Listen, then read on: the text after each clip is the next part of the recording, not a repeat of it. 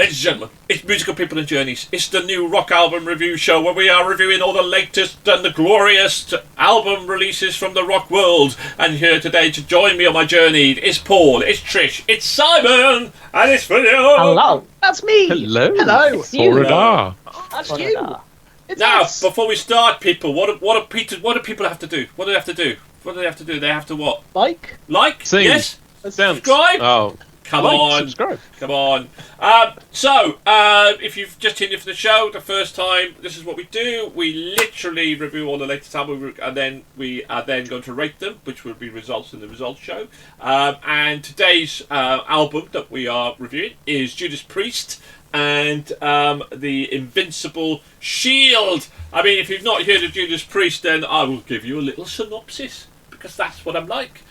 Judas Priest are English heavy metal band formed Birmingham in 1969. I was 3. They have sold over 50 million albums and are frequently ranked as one of the greatest metal bands of all time. Despite an innovative and pioneering body of work, the latter half of the 70s, the band struggled in different record production and lacked major commercial success until the 1980s, when their 6th studio album, British Steel, I remember British Steel, and a notable mainstream attention. Oh, William Priest. Now, if you were born back in our days, knowing what you like today, I think you would have absolutely gone ballistic at Judas Priest in their heyday. They were one of the loudest bands in the world, if not the loudest band in the world. That may be true. However, I was born afterwards, where good music was made. I tried, Paul. I tried, Paul. Judas Priest have done one very good thing, and they inspired Sabaton to form.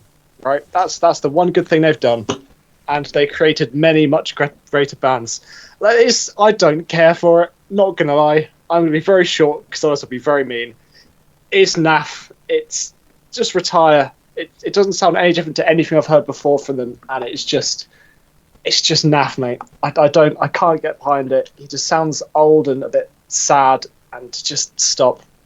I did not enjoy it. It's an album. Well done. Go to bed. You're too old to be on stage. Bye. You should go to bed. Go to bed. Go to your room. Go to your room, William. Go to your room. Paul! I'm in my room! Oh, damn. He's young. He sleeps all the time. Paul, I mean, I remember back in the 80s where I watched Judas Priest twice in a week. Once in Hammersmith and then down on the coach to meet up with you guys. I'm sorry. I'm sorry for your loss. You never get that time back. Oh dear. I'm talking to Paul. Philistines, and uneducated. And I'll be brutally honest as well. There was a time long ago that I would have said that Judas Priest were my favourite metal band, period. But for some reason, after Ram It Down, I kind of stopped listening to them. Rumours of the lead singer, Halford, was leaving the band, even though I'd stuck through them through Turbo, where they'd gone to Stockwick and or I can't remember. Waterman, Stockwick and Waterman. Yeah, to do the album. It was a kind of signal an end for me. There are some that you should never go back, return to your heroes. But let's face it, Judas Priest are heavy metal legends now. And what we get from the latest album, Invincible Shield, is Halford at age 72 singing as solidly as ever. And we've heard a number of these older singers singing, as if they were singing in their heyday. And it does concern me if AI is being used in music to make, such singers sound as good as they were when they were like 20 years old. But it is what it is. And for this album, I would call it familiar the Judas Priest formula, except for the chugga guitar sound that Downing and Tipton would generate on times. This is standard stuff for Priest. It's rock solid, but none of the new songs would trounce any of the older materials, including Giants in the Sky, which is a tribute to Ronnie James Dio and Lemmy. And the other issue for me for this month is While She Sleeps album was, I found, so innovative and great. Yeah, everything else that I listened to this month just didn't come up to that standard. And unfortunately, when you listen to an album like that in the month, it's going to affect how you review anything. And therefore, Judas Priest was subpar Judas Priest, in my opinion, and it was just an average album. It's not that it's bad, but it wasn't brilliant. And that's what we're all looking for, I hope. Now, somebody who's not bad, but maybe not brilliant. No, I'm lying. He's amazing! It's Simon Reed! Yeah, sorry. Go to your room! Go to your room! Not listening! La la la la la! I've never heard of Judas Priest before. Good. Who are they? No. No, look, they are still technically very talented, considering their age and considering everything else, and they are like the granddaddy of a lot of metal. But someone really needs to call in a bishop and read out the eulogy at this stage. Like, guys, keep performing, keep going on stage, but stop making new albums and stuff, because it sounds the same as everything else they've made before, and it's tiring. There's definitely an audience out there, there's definitely fans of this, and I can appreciate that, and I'm sure they very thoroughly enjoy this. But for me, unfortunately, it's very tired and very boring. Talking of tired and boring, Trish! Hello. Correct. This is where we've crossed the line. I didn't like it. He put it up there, okay? This is where we've crossed the line. Love. Well, actually, tired and boring. That's what this album was. I really wasn't into Judas Priest when I started getting into rock music. It was on the heavier side for me, like Iron Maiden and Metallica, those kinds of bands. And unfortunately, this album hasn't changed my mind on that. At 14 tracks, it's just too long and pretty much sounds the same on each track.